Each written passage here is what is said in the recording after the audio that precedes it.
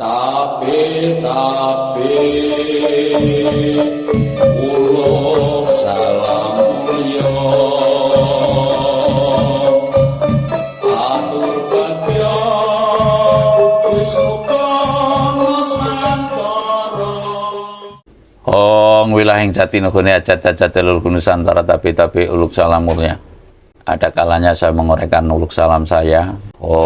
Semestinya itu panjang, artinya dari hidup sampai dengan ngadep.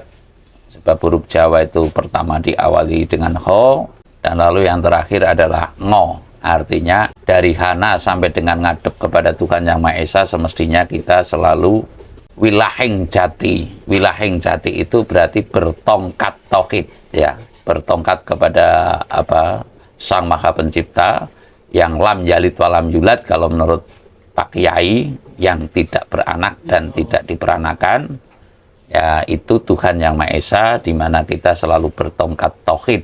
Kalau istilah saya itu bertongkat tauhid, wilahing jati artinya bertongkat tauhid.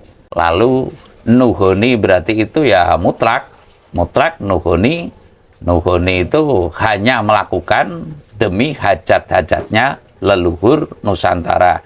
Hajat-hajat ya hajat, ya kita punya hajat, taruhlah kita punya tujuan, bukan keinginan, tapi tujuan, itulah hajat. Tujuan menyunati anaknya umpamanya, tujuan menjadi wali, menikahkan anaknya umpamanya, demikianlah. Ini hajat-hajat leluhur Nusantara yang menurut kriteria saya, hajatnya leluhur Nusantara adalah tuwuhing tatanan jaman adil ing bumi Nuswantara. Ya, sekali lagi, tatanan jaman adil ing bumi Nuswantara kang ing tembene bakal bisa dadi kiblating jagat pancering bawana. Artinya bukan karena kondang kekayaannya, bukan karena kondang kedikdayaannya, bukan karena kondang apalagi kepandaiannya. Buat apa kita jadi orang pandai manakala tidak berguna? Lah, kurang lebih seperti itu. Artinya tidak membawa manfaat kepada sesama, atau malah hadigang, hadigung, hadiguno.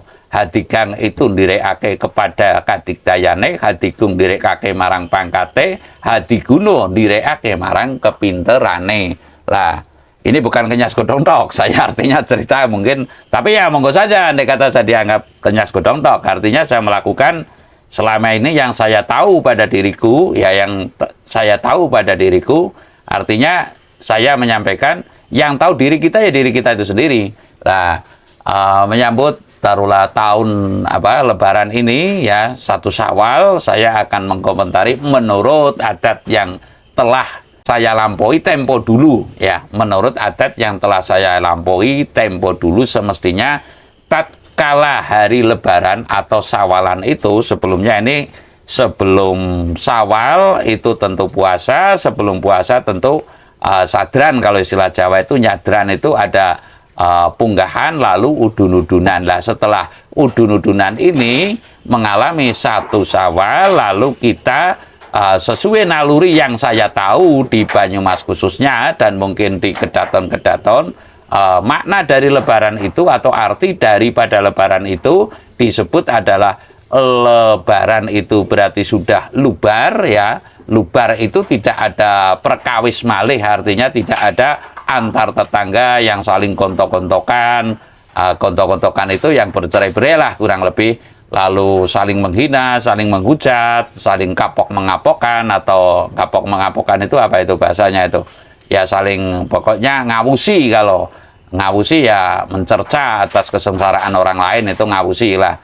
Lalu saya akan menguraikan bahwa Lebaran terus leburan, kita melebur, ya, melebur bidosa kita, dan lalu laburan, kita melabur kebaikan kita tambahi, kebajikan kita tambahi untuk menyongsong hidup setelah mati, kalau menurut kepercayaan satu sisi. Namun kalau dalam Jawa mengatakan mati pun itu tidak boleh, karena sejatine urip langgeng, dat urip tang kena kawuran, urip sakjroning karsa, ingsun urip saka kodratullah, artinya kodrate Gusti Allah. Saya akan mengulas hakikat dari Lebaran itu adalah leburan. Lah, yang sudah saya alami dulu, yang sudah saya alami adalah saat yang tepat untuk melebur pidosane putra dateng tiang asepuh.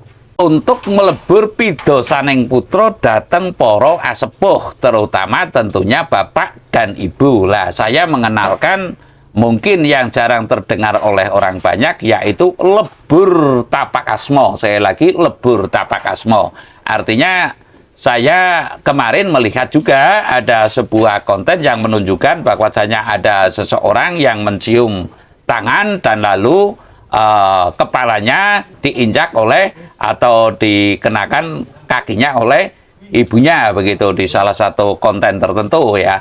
Lah, saya akan mengatakan itulah yang disebut lebur tapak asmo. Namun caranya tentu menurut naluri Jawa tidak yang demikian. Artinya lebur tapak asmo itu membasuh kakinya ibu dan membasuh kakinya bapak manakala masih hidup, ya, sekali lagi membasuh kaki ibu dan membasuh kaki bapak, lalu di situ dengan air bunga, dan lalu walaupun setetes airnya itu diminum dan lalu untuk mandi. Sekali lagi membasuh kakinya ibu lalu membasuh kakinya bapak, ya, lalu dengan bunga mawar merah dan mawar putih dicuci kakinya dan lalu airnya itu walaupun seteguk itu diminum dan lalu untuk mandi. Lah, saya menyampaikan lebur tapak asmo ini adalah sangat tepat manakala dilakukan di bulan Syawal.